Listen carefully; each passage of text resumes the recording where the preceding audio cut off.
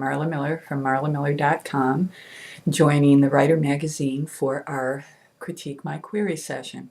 And that's exactly what I'm going to do. I'm inviting people to continue to send your query letters. We're getting mostly fiction, but a few nonfiction.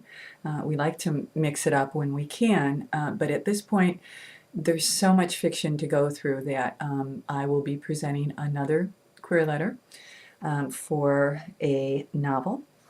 And I'm going to get to it right now because I want to be able to deliver these to you efficiently so that you can listen to it, take what you need, and move on to your writing project.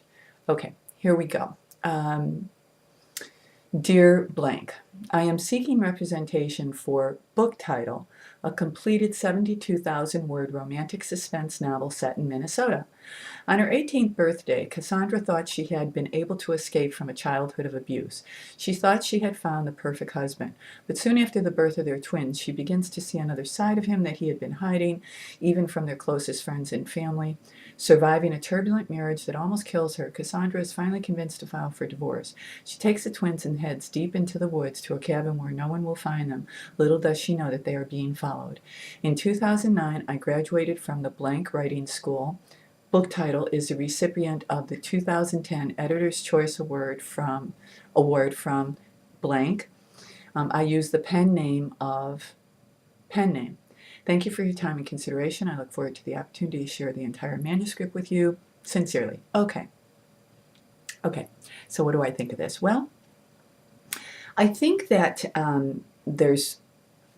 this query letter is not the narrative summary or the narrative arc that she's trying to hook an agent to wanting to read more of. I don't think there's enough there.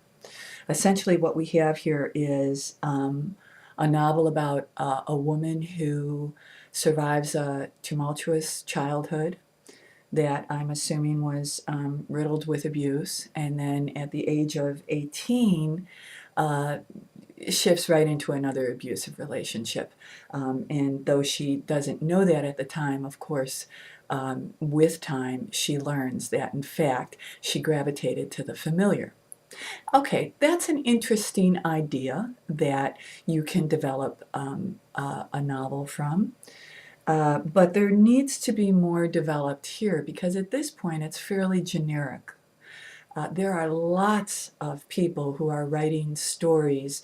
Oftentimes the first novel is called a memoir, hiding out as a novel, and that's fine. A lot of great writers have started with an autobiographical theme that they then shifted into fiction. Cool. Nothing wrong with that.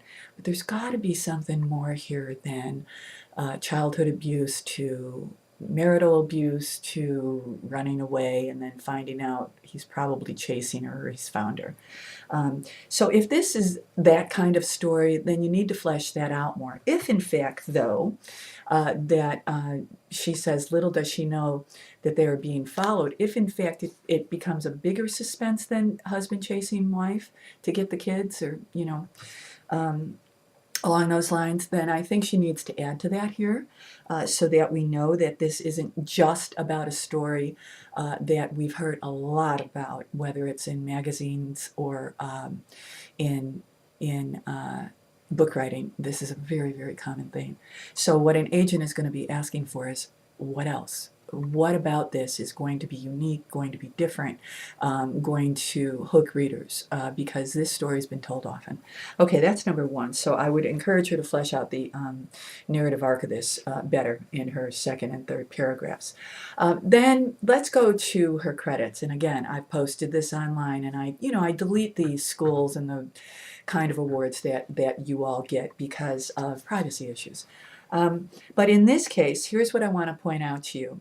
Number one, she doesn't give us the book title.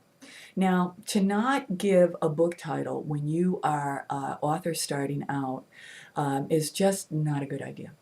If she's not giving the book title for this for us, then she's not serving herself well, because a book title oftentimes can let us know, give us more of a window into what this story is about, just because of a compelling book title.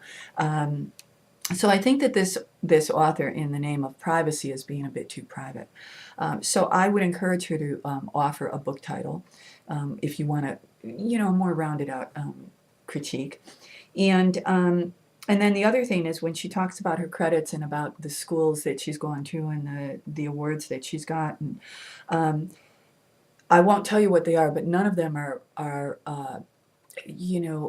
name brands. So I'm not all that sure that she should put that here. She might want to say that she has an MFA, and if in fact she does, or if she has a degree in writing.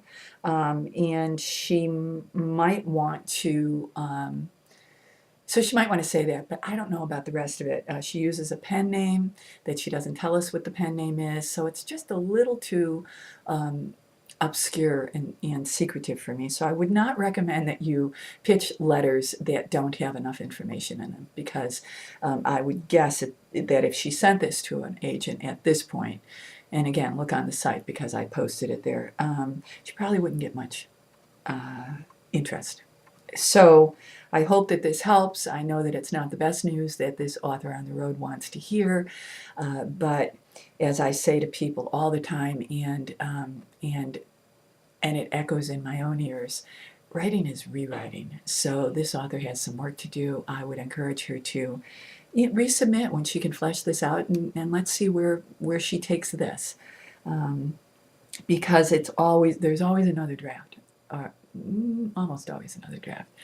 Sometimes we can overdo, but this isn't the case. So this letter needs to be fleshed out more. I hope it's helpful. Until the next time, be well and keep writing.